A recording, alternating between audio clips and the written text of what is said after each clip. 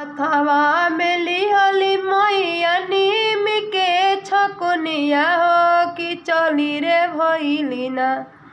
हाथवा में लिहली मैया नीम के छकुनिया हो कि चली रे भइली ना। मैया गंगा सननवा हो कि चली रे भइली ना। मैया गंगा सननवा हो कि चली रे भइली ना। कइया सनन माई सूरज गोड़ावा लगली हो कि फंसी रे गइले ना। माई के लंबी लंबी केसिया हो कि फंसी रे गइले ना।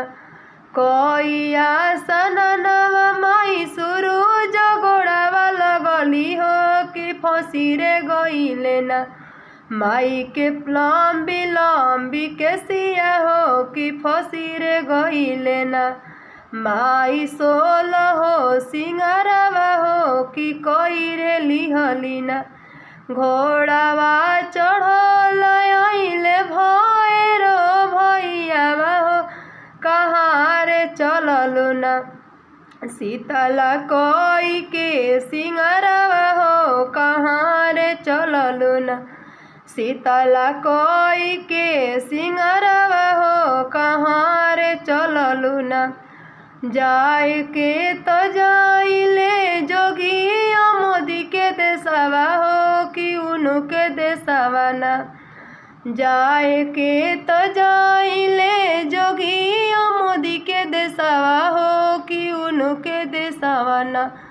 होला मैया के पूजनवा हो कि उनके देशवा ना।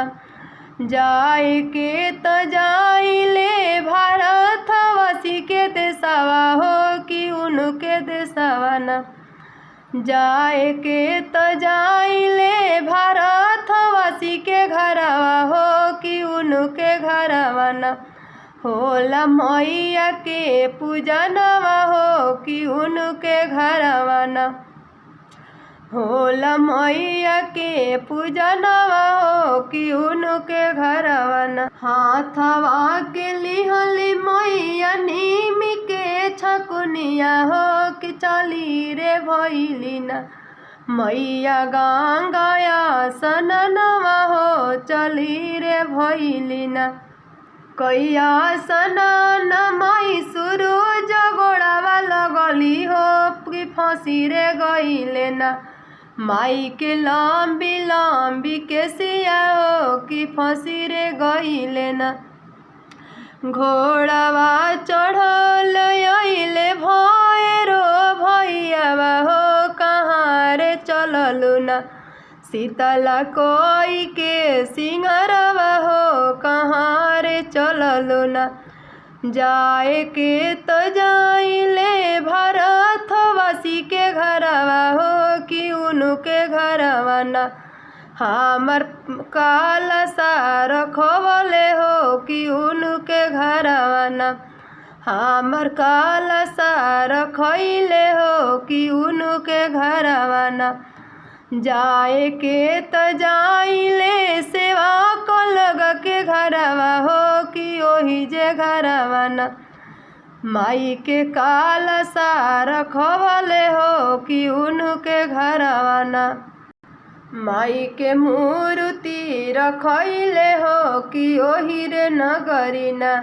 माई के पूजा चढ़वले हो कि उनके घरवा ना। अगर हमार वीडियो अच्छा लगी तो एक लाइक ज़रूर करब जा। जय माता रानी।